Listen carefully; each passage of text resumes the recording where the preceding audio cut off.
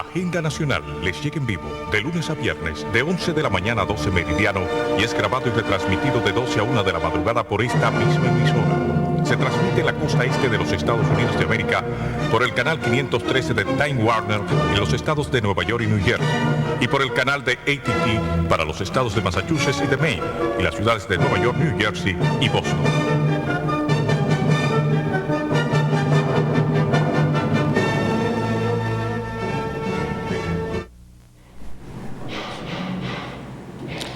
Saludos dominicanos en todo el territorio de la República y en ultramar en la costa este de los Estados Unidos de América e igualmente a todos sus habitantes de habla hispana. Hoy, lunes 14 de octubre del año 2002, les traemos otra edición de Agenda Nacional.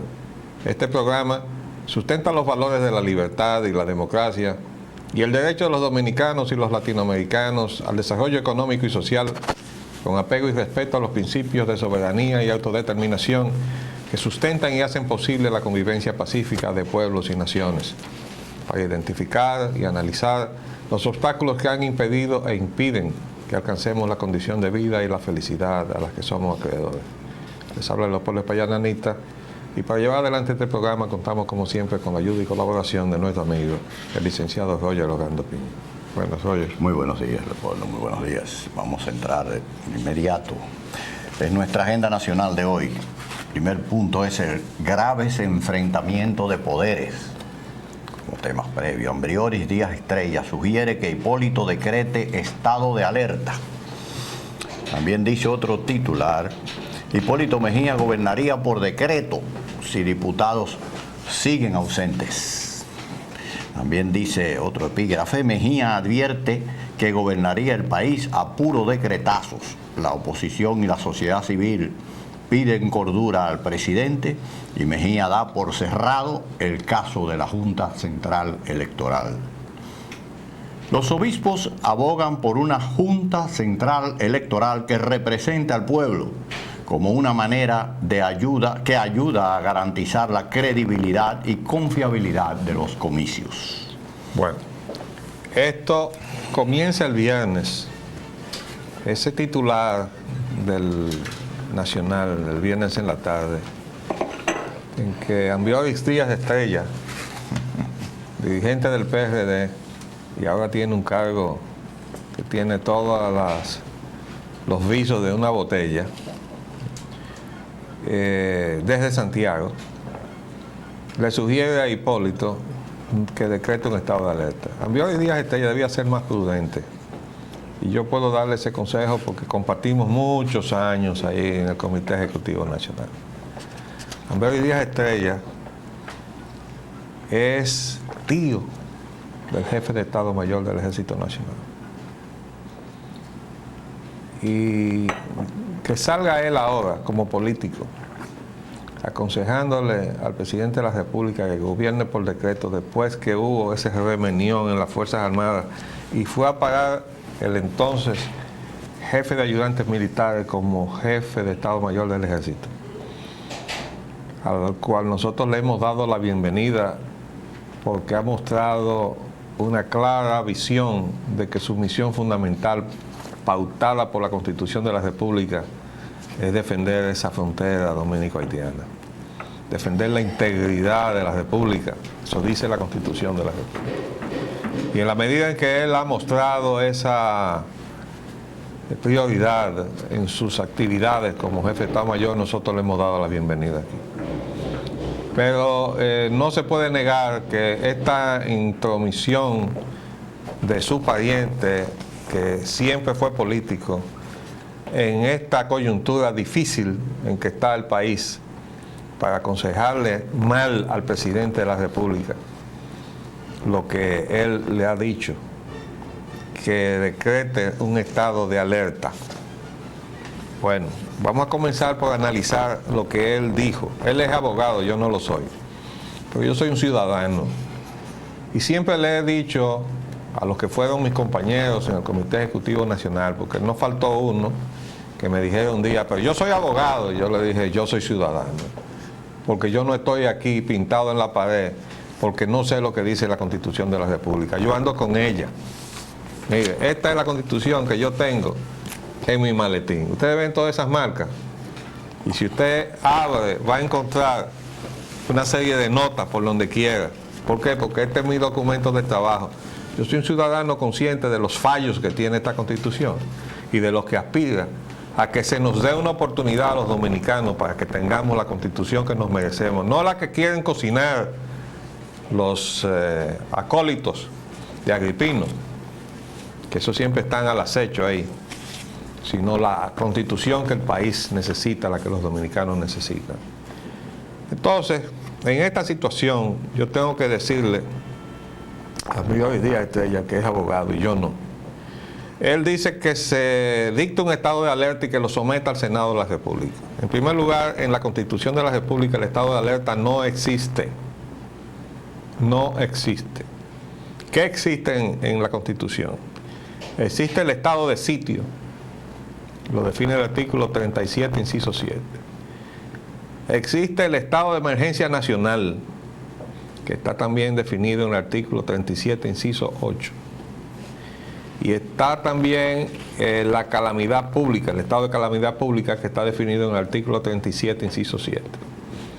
Entonces, las facultades para declarar esos estados, que los vamos a analizar con la Constitución en la mano, dice la propia Constitución que la tiene la facultad del Congreso Nacional, primero. Lo dice el artículo 37, incisos 7 y 8. Y después el Poder Ejecutivo, lo dice en el artículo 55, inciso 7, si no se encontrare reunido el Congreso Nacional. ¿Qué quiere decir eso? Eso quiere decir que esté fuera de su periodo de sesiones. Se presenta una emergencia y si estamos abocados a un ataque inminente sobre el territorio, el presidente de la República tiene que actuar primero y entonces convocar inmediatamente a las cámaras bajo una situación de emergencia para exponerle esas emergencias bajo las cuales está la República o su soberanía. Entonces así dice la Constitución. Y son los aspectos que prevé alteración de la paz pública y peligro grave e inminente a la soberanía para poder declarar esos estados. Yo quisiera preguntarle a quien lo propuso, no al presidente, sino a quien se lo propuso, a Abiori Díaz Estrella, ¿cuál es la situación de grave alteración de la paz pública o peligro grave e inminente a la soberanía? Que no se entiende la soberanía en su sentido democrático, porque la soberanía tiene una doble dimensión. La soberanía de la República se expresa hacia afuera en términos de la relación de las naciones y también se expresa hacia adentro en cuanto a que en un Estado democrático la soberanía descansa en la voluntad del pueblo. Así se define. Entonces, si la soberanía de la nación en términos internos no descansa en el pueblo, no tenemos democracia. No tenemos democracia. Entonces el presidente, en ese estilo que él tiene, que le ha traído tanta crítica fundamentada y fundada, contesta diciendo que, bueno, yo gobernaría a decretazo limpio. Bueno, él ya ha mostrado antes sus simpatías por los gobiernos autocráticos. O no vamos a recordar que él dijo que quería gobernar como Joaquín Balaguer. ¿Y cómo creen ustedes que gobernó Joaquín Balaguer? ¿Con apego a la Constitución y a las leyes? No. Lo que pasa es que su estilo era menos agresivo que el del actual presidente. En términos verbales, el presidente Balaguer nunca salió con un desplante verbal en ninguna ocasión que yo lo recuerde. La única vez que yo vi descompuesto a Joaquín Balaguer fue aquella vez que se le ocurrió aquella cosa insólita de retar a duelo a alguien estando él ciego ahí en el Parque Mirador. ¿Ustedes recuerdan eso? Es la única vez que yo he visto a Joaquín Balaguer fuera de sí. Se le fue el freno. Y entonces dejó esa situación que todo el mundo dijo, pero bueno, es igual que cuando él se declaró supervisor de la reforestación de las presas hidroeléctricas cuando se volvió a poder en el 1986. Y ya estaba lesionado de la vista. ¿Y cómo iba a supervisar nada? Y fue cuando también intervino en la Corporación Dominicana de Electricidad y la tuvo que soltar. Entonces estas son situaciones, pero indudablemente en el caso del presidente Hipólito Mejía, con esa propensión que a él le gustó del estilo de gobierno de Balaguer, que ciertamente se saltaba la Constitución con muchísima frecuencia. Y acuérdense que él se inventó aquello de, se declara de urgencia la entrada en posesión del Estado Dominicano de la propiedad tal o más cual. Y entonces terminaba el decreto, hecho por decreto, y sin indemnización previa, como dice la Constitución de la República, y le daba orden de ejecutar eso al administrador de bienes nacionales, al jefe de Estado Mayor del Ejército, de la policía, y mandaba un pelotón militar policial a tomar por la fuerza la propiedad que fuera. Eso no tiene nada de democrático, ni tiene nada de apego a la Constitución de la República, que el presidente Balaguer de entonces había jurado respetar y hacer respetar, como lo hizo también este presidente. Entonces, con relación al estilo de gobierno de Joaquín Balaguer, hemos dicho que el pueblo dominicano entendía que esa era una puerta cerrada. Ya eso terminó. Y ese es un modelo que no se puede repetir. Porque Joaquín Balaguer comenzó a ejercer el poder en este país a raíz de una guerra civil.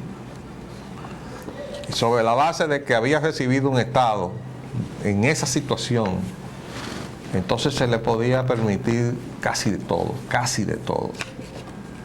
Entre otras cosas, él sometido a la realidad de que el país estaba intervenido por los Estados Unidos y su aparato de terror, el mismo que el presidente Clinton fue a pedir perdón ahí en Centroamérica por el papel que había jugado la Escuela de las Américas en adiestrar militares para hacer todo lo que se hizo ahí en Centroamérica.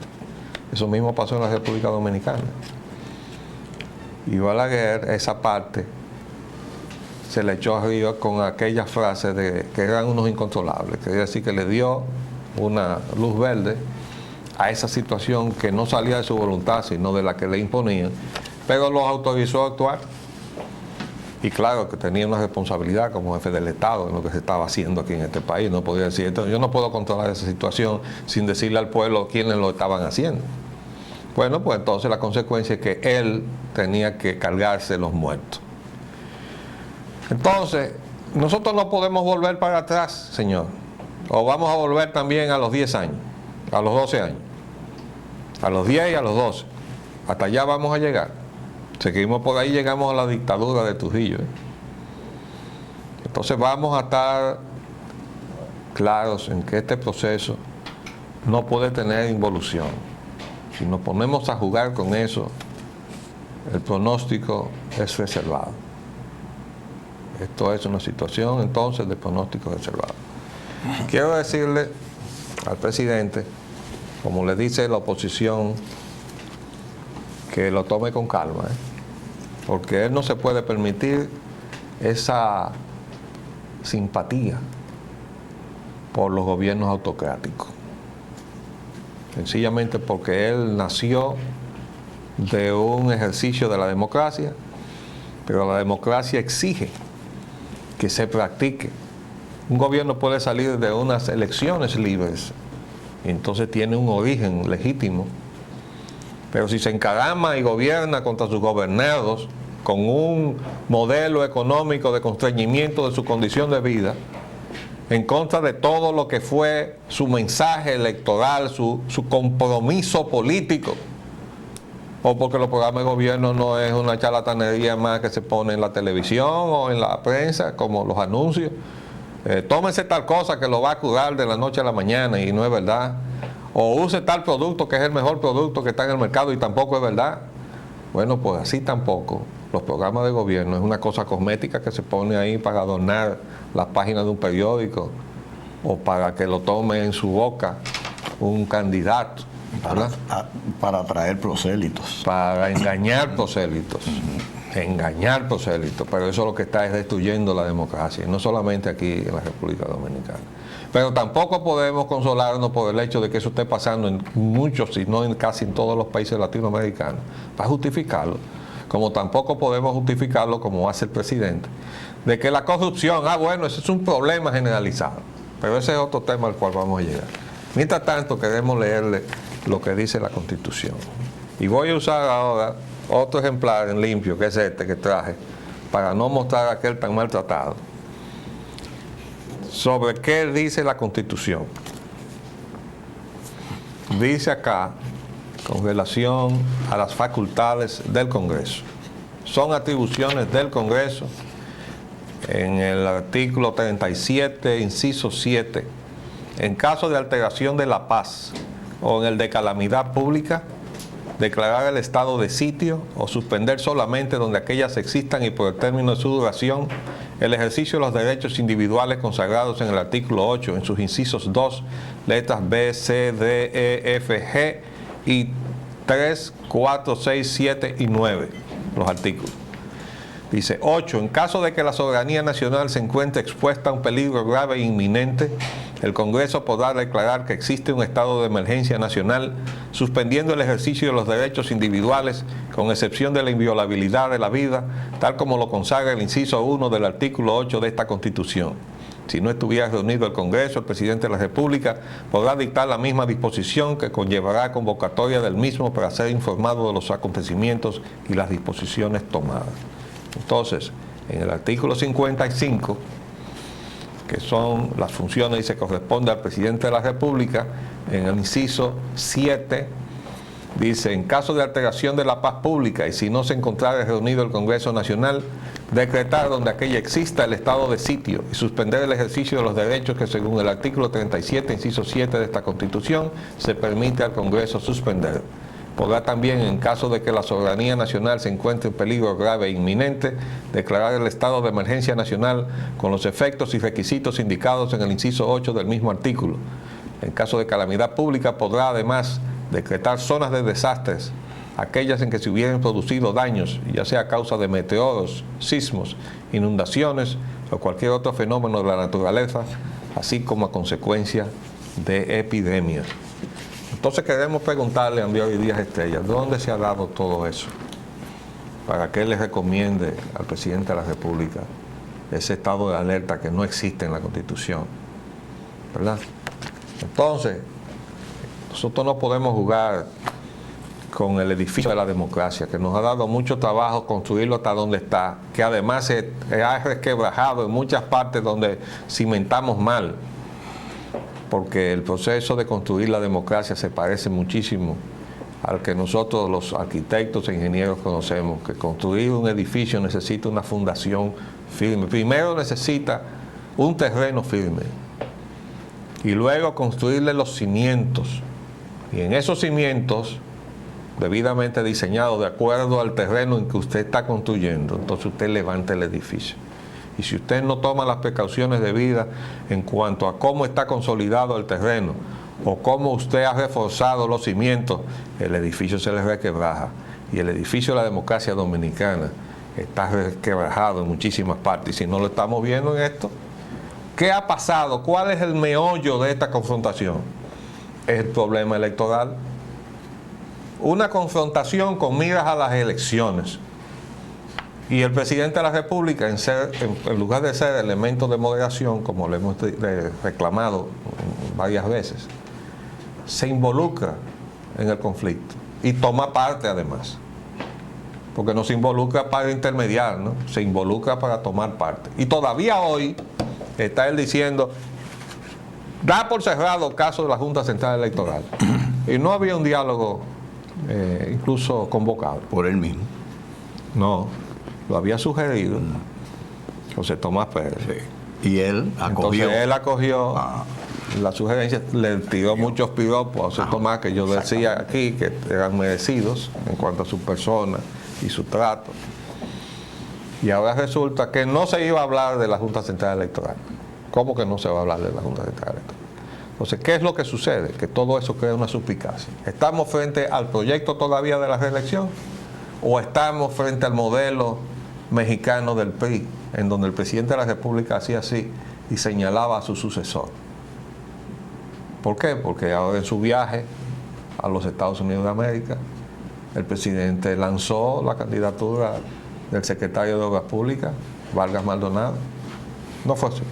Sí, pero en el PRI también existía un acondicionante inviolable de la Constitución de México que señalaba sufragio efectivo, no reelección. Está bien. 6 años. De acuerdo, pero aquí no está así. Lo acaban de quitar. Lo acaban de quitar. Además de... Sí. Y entonces la situación, como es lógico, presidente, en que todo el mundo dice, bueno, ¿ante qué estamos? Si el presidente se involucra y obviamente en una forma categórica y cerrada, porque esa es la actitud que usted ha mostrado, presidente, entonces dice, el presidente está interesado al grado extremo de crear una crisis entre poderes, porque este desafío del presidente, insinuado por Andrés Díaz Estrella, es un enfrentamiento con el poder legislativo que por suerte todavía no ha tenido respuesta. Vamos a hacer un paréntesis y volvemos en unos minutos.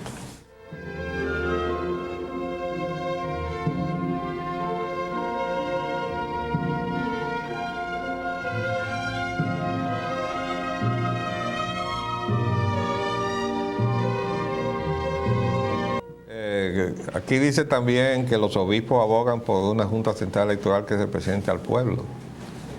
Y el presidente aboga por dar poder a la Junta en este momento. ¿Qué tú crees? Bueno, la propuesta de los obispos es la más racional, es la más adecuada, pero la que aparece en el siguiente titular, que dice que el presidente aboga por dar poder a la Junta Central Electoral como otro poder del Estado, es lo que él plantea, creo que en esta oportunidad, en esta ocasión, es inoportuno, puesto que el presidente está en un conflicto, en un debate de si propicia la reafirmación de la Junta actual y de lograrse ese objetivo de parte de las fuerzas políticas que respaldan al presidente y por consecuencia del presidente mismo. Entonces la Junta que permanecerá ahí es la Junta que el presidente quiere que permanezca o ha querido que permanezca. Y entonces de hecho viene a abocarse, a adentrarse en una nueva iniciativa de darle poder como un cuarto poder del Estado. ¿Qué podría pasar ahí? Que entonces el presidente tenía por su parte 2 poderes más el control que tiene del Congreso, pues serían 3 poderes y podríamos decir que hasta el cuarto poder estaría bajo. La suerte es que se necesita una modificación constitucional para eso. Y ahora no hay ambiente condiciones, ¿no?, para hacer una convocatoria a la Constitución de la República. En todo caso de que se hiciere, oigan bien, debería aprovecharse para modificar la estructura de la Junta Central Electoral, dividirlo en 2 organismos, porque el otro día recibí la llamada de mi primo y compadre León Anita para decirme que la idea de que la entidad se dividiera en 2 exigía una modificación constitucional. Y efectivamente así es. Pero aquí hacemos convocatorias constitucionales para cualquier cosa y la pasamos en 2x3, o no lo hicimos. Lo hemos hecho varias veces. Ahora lo acabamos de hacer hace poco para quitar la reelección. Bueno, pues vamos a arreglar la Junta. Y vamos a poner a nivel de la Junta el mismo principio que vale para abajo. Que las personas que la integren no sean personas que estén alineadas en términos como de preponderancia o de cierta jerarquía partidaria. Bueno, porque simpatía todo el mundo tiene que tener en su corazón, en lo íntimo de su conciencia tiene que tener una simpatía. Pero eso no es óbice si está albergada esa simpatía en una conducta de estricto apego y cumplimiento a lo que la ley pauta. Y en ese caso no hay peligro de que alguien tenga una simpatía, porque no va a dejar de cumplir con su deber porque tenga una simpatía, que esa es la diferencia. Aquí hay gente que son muy serio hasta que llegan a su simpatía partidaria o su afiliación. Entonces ahí mismo cogen la línea de eso es lo que hay que hacer, y ya ahí se olvidan de toda su conducta anterior y de todos los principios que defendieron, etcétera. Entonces ahí es que está la cosa. Vamos a aprovechar la coyuntura y ojalá que alguien, yo trataré de hablar con el cardenal, Monseñor, su eminencia López Rodríguez, a ver si él saca de su archivo aquella correspondencia que yo le envié hace mucho tiempo, explicando el análisis que yo hice para el año 90 de la necesidad que había de modificar esa estructura. Porque vengo con muchos, 90 para acá son 12 años, ¿verdad? 12 años. Diciendo, tenemos que modificar la estructura. En estos días, eso tuvo eco en la persona de Castaño Guzmán. Y recuerdo que alguien más también recogió la necesidad de reestructurar esto. Pero en definitiva, si no aprovechamos y modificamos eso, no vamos a salir de un pleito, porque siempre va a haber alguien que va a querer que la Junta se maneje de acuerdo a su voluntad.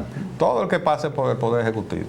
Hoy es Hipólito, mañana será otro y pasado será otro. Y entonces no vamos a salir de este problema. La democracia dominicana necesita la reestructuración de la Junta Central Electoral a nivel constitucional para borrar, primero, eliminar la situación de que el mismo organismo sea juez y parte, y segundo, para exigir que quienes estén sentados allí no tengan bajo ninguna forma, ni directa ni indirecta, compromisos de tipo partidario para que pueda haber allí, y que además tengan una conducta detrás, una historia de acciones de su vida que garanticen que van a comportarse de esa manera, desde esa posición.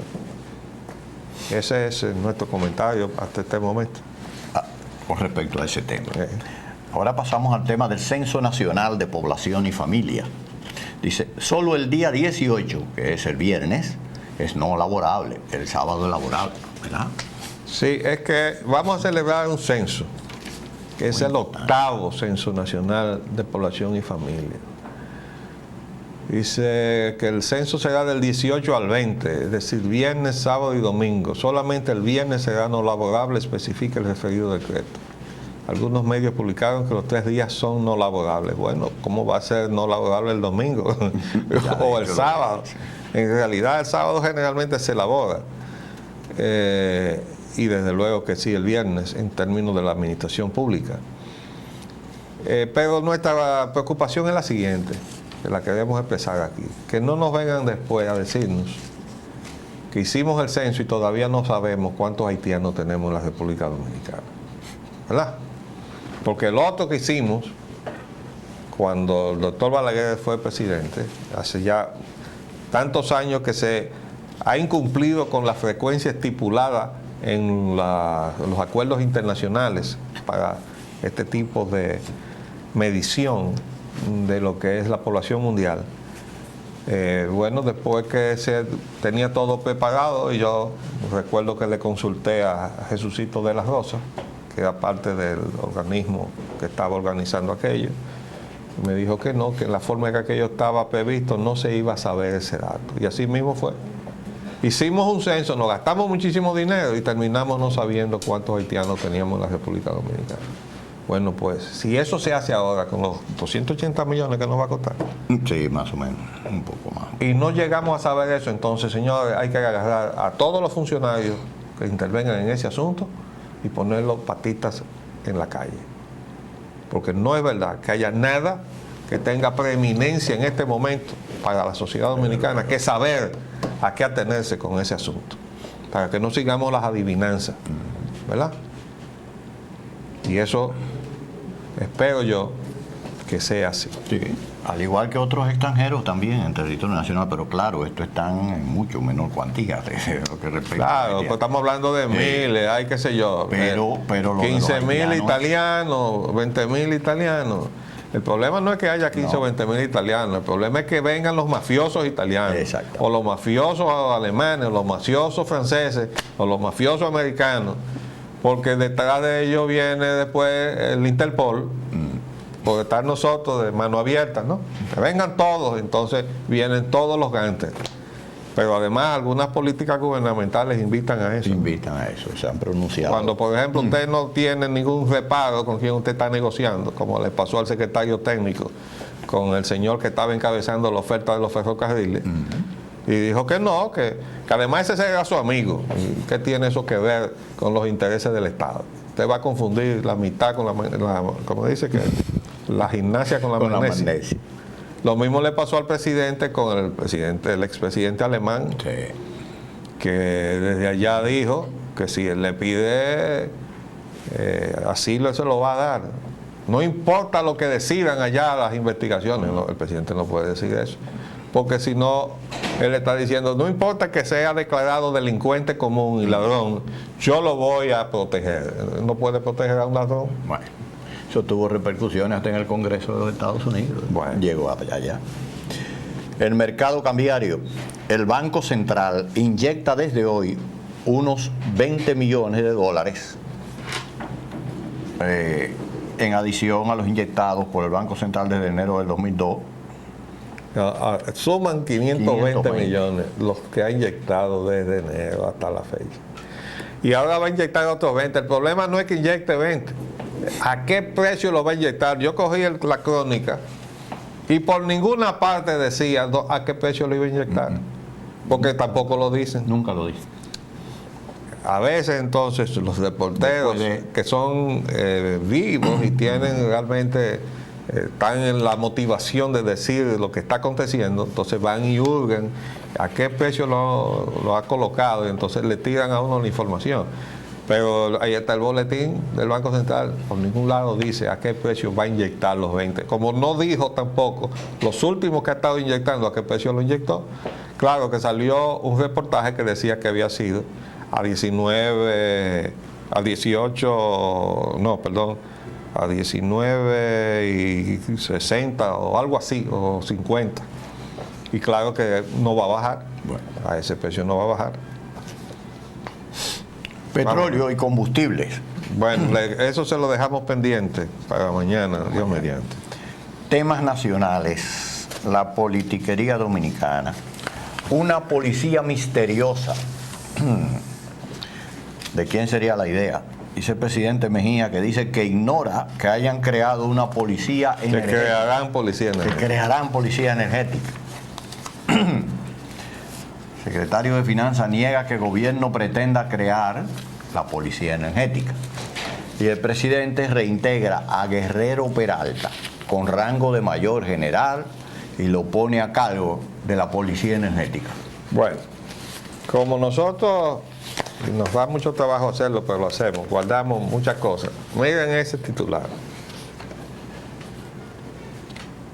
Eso fue cuando se coló en la prensa que se iba a crear una policía energética, incluso se dijo que iba a estar al frente de eso el general Candelier. ¿Ves? Y en esa oportunidad, dice el presidente Hipólito Mejía, dijo hoy que desconoce que se programe la creación de una policía energética como publica el diario El Caribe en primera plana en su edición de hoy. Yo no conozco eso. ¿De dónde sacaron eso? Expresó el mandatario. ¿Ok? Entonces, junto con eso, sale este otro titular. Dice apoyo y rechazo a la policía energética. ¿Ya? Y aquí dice el Caribe, el presidente Mejía dice que no sabe de eso, pero que si es necesario, la crearía. Oiga bien, ya. Ahí está. No sabe de eso, pero si es necesario, yo la crearía. Aquí sale otra crónica donde dice: niegan gobierno, pretenden crear policía energética. Esto fue el secretario de Finanzas, Lois Malcún. Salió en El País. Dice aquí, el secretario de Finanzas, José Lois Malcún, negó ayer que el gobierno se proponga crear un cuerpo policial energético y dijo que sería un absurdo una decisión de esa naturaleza, la que sostuvo que no ha sido contemplada en el seno de la comisión negociadora y por ahí sigue. Entonces, quiere decir que no había ningún propósito de hacer eso. Bueno, pues ahora el presidente de la República reintegra a Guerrero Peralta con rango de mayor general y lo pone al frente de la policía energética. Entonces, nosotros planteábamos la pregunta, en el momento en que eso cuela hacia la opinión pública a través de un medio, el gobierno se lavó la mano y dijo que no, que eso no es intención. Ni siquiera intención. ¿Verdad? Y ahora termina creando la policía y reintegrando, por suerte para el general Candelier, como le habíamos dicho aquí, si yo fuera Candelier, me le cuadro respetuosamente al presidente de la República, mi comandante en jefe, y le digo, presidente, muy respetuosamente, mándeme para mi casa y no me ponga a darle palos a mí con ciudadanos, con esa factura que nadie ha averiguado si es o no correcta, porque esa es la situación. Y si no, que le pregunten al Procurador General de la República, y que le pregunten a la Suprema Corte de Justicia, que yo me alegré muchísimo cuando le apretaron la clavija a la Suprema y le dijeron que debía y todas esas cosas, porque esa Suprema Corte de Justicia se sentó encima de la instancia con la cual un grupo de ciudadanos solicitamos la declaratoria de inconstitucionalidad de todo ese proceso, y se sentaron 2 años encima de esa solicitud sin vaciar una opinión, y ya al final la desestimaron después de haber incurrido en denegación de justicia. 2 años encima del expediente esa Suprema Corte de Justicia. Ojalá le hubieran cortado la luz, ¿verdad? Entonces, como les pasó también, y nosotros lo disfrutamos mucho cuando se fueron a bañar en Playa Dorada, y un guardián pagado por el Banco Central de la República le dijo, no, usted no puede pasar. No, que nosotros somos jueces, no, pero usted no puede pasar. Playa privada. Porque eso pasó a ser una playa privada, custodiada con dinero pagado por el Estado Dominicano, para que el pueblo dominicano dejara de tener el derecho sobre sus playas. Pero esa Suprema Corte de Justicia no dijo, mire, ni esta boca es mía, mientras eso se producía. Pero cuando fueron a bañarse, le cerraron la puerta a ellos también. Buenísimo, ¿verdad? Dios es grande, como dice el pueblo. Pero todavía siguen sin decir nada. Bueno, aunque eso les pasa. Pero entonces, indagando, porque como todo aquí se sabe, resulta ser que voy a parar a nuestras manos esta copia de esta carta dirigida por el de norte de sur, que fíjense ustedes si no es un oligopolio ya concertado previamente y materializado, que el papel cabecilla tiene las dos, porque ellos tienen una misma oficina. Aunque lo pongan separados. No, en la misma oficina. No, ellos tienen todo, el aparato cúpula. Todo está todo, lo que ellos tienen separado de la contabilidad. Consolidado. Pero está todo en un solo sitio, con un mismo personal y todo. Y entonces se dirige el señor Luis Ramiro Díaz López, mire ahí la firma de ese señor.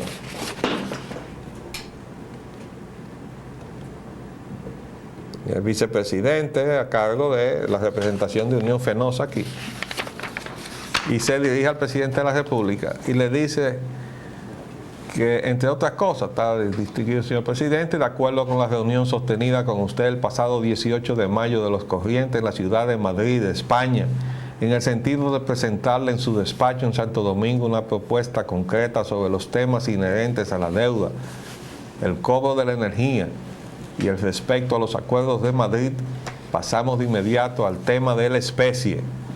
Y entonces aquí en el punto 2 dice, las medidas de apoyo que necesitamos del gobierno como máxima autoridad del sector eléctrico y socio nuestro, ahí se acordaron que el Estado es socio de él, de esta gente, ¿no? Son las siguientes. Deuda del Estado con las distribuidoras. Solicitamos instruir a la Comisión Especial para atender al pago de la deuda del sector eléctrico o el mecanismo que usted estime pertinente para que en el menor plazo posible busque los medios financieros necesarios para que se haga efectivo el pago de la deuda del Estado Dominicano contraída con el de norte y de sur por un importe del orden de 1.500 millones. 2. Cobros de energía, fraudes. Mírenlo aquí. Apoyo efectivo a través de los representantes del Ministerio Público, los cuerpos del orden y la seguridad del Estado a fin de que se cumpla la ley de electricidad mediante la realización de jornadas de fiscalización y sometimiento a la acción de la justicia de todos los que sean, porque a todo esto, esa decisión la toman ellos, todos los que se han encontrado en estado de sustracción de energía eléctrica, así también apoyo a las brigadas destinadas al corte de energía por no pago del servicio. En igual sentido, disponer que todo empleado público, ya sea civil, policía o militar, que sea sorprendido cometiendo fraude en el servicio de energía eléctrica, sea sometido a la legislación vigente. Bueno, hay que decir que en el medio del debate que se produjo, la gente de Unión Fenosa dijeron que ellos lo habían propuesto. Esto es sencillamente la corroboración de eso. Este señor le mandó esa carta al presidente de la República y hace cita de conversaciones sostenidas en España para decirle que aquí, en función de lo que hablamos allá, aquí le estoy presentando esto. Entonces, ¿qué puede decir? ¿Verdad? Que yo no sabía de eso. Entonces, el presidente sí sabía que esta gente estaba en eso. Él lo sabía. Entonces, estas son situaciones muy delicadas. Yo quisiera decirle, aprovechando esta situación, que debe darle instrucciones al general Guerrero Peralta de que sea sumamente cuidadoso en el ejercicio de sus funciones. El ánimo general de la población no está para que le vengan a llenar la copa. Ya está llena, es decir, que si le echan más se va a rebosar. De modo que no sabemos si el general Guerrero Peralta ya organizó su tropa y todo eso, pero aquí vamos a ver muchas cosas, lamentablemente. Y yo espero que algunas de ellas se diriman en justicia y no en las calles, porque no es verdad que una facturación, el propio superintendente de electricidad ya la dijo a la población, que no es cierto que el alza puede pasar de un 100 y pico %. 135. Y a todo el que le pase de esa, ese es el máximo, que vaya y reclame inmediatamente, porque no le pueden cortar la energía mientras esté bajo revisión el expediente. Y si no le hacen caso, que vaya entonces a la Superintendencia de Electricidad. Eso es así. Entonces, al general Guerrero Peralta, que no se le ocurra mandar a repartir palos o a mandar a hacer atropellos sin antes averiguar en qué situación está cada expediente de eso. Y si es para mandarlo a los barrios, pues allá él sabrá a qué atenerse, porque ahí no reparten confeti ni serpentina. Entonces esa es la situación que tenemos, sumamente preocupante.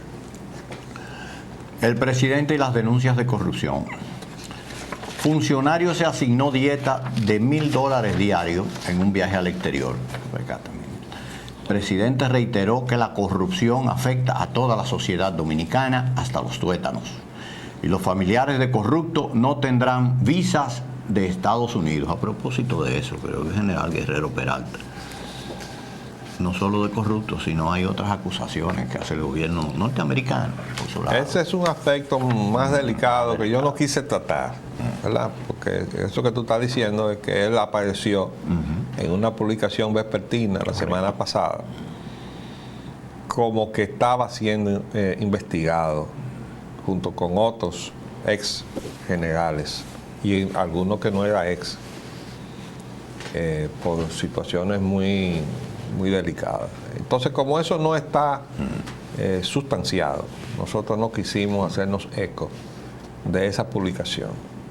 Pero ciertamente el general Guerrero Peralta estaba en esa lista, y el hecho de que el presidente ahora aparezca reintegrándolo y poniéndolo al frente de estas nuevas funciones, si la lista tenía fundamento, entonces eso significa que hay un conflicto por ahí. Pero antes de que nos vayamos, queríamos decir, si había un funcionario que se puso $1,000 diarios en un viaje al exterior, el presidente debió decir, ese funcionario existía, porque ya lo mandé a destituir, ¿verdad? Por esa vagabundería. Y la otra es que el presidente nos diga otra vez que la corrupción afecta a toda la sociedad dominicana hasta los tuétanos, porque eso mismo dijo él desde Europa. ¿Ustedes lo recuerdan? Cuando él dijo, todos los políticos latinoamericanos son corruptos menos yo. No se puede uno justificar en el mal de los demás. Y el hecho de que haya corrupción hasta los tuétanos en la sociedad dominicana no puede justificar que el gobierno tolere que haya corrupción en el gobierno. Se nos acabó el tiempo por el día de hoy. Volveremos mañana, si Dios así lo permite. Les hablamos Leopoldo Payananita y Roger Ogando. Hasta luego. Agenda Nacional les llega en vivo de lunes a viernes de 11 de la mañana a 12 meridiano y es grabado y retransmitido de 12 a 1 de la madrugada por esta misma emisora. Se transmite en la costa este de los Estados Unidos de América por el canal 513 de Time Warner en los estados de Nueva York y New Jersey y por el canal de AT&T para los estados de Massachusetts y de Maine y las ciudades de Nueva York, New Jersey y Boston.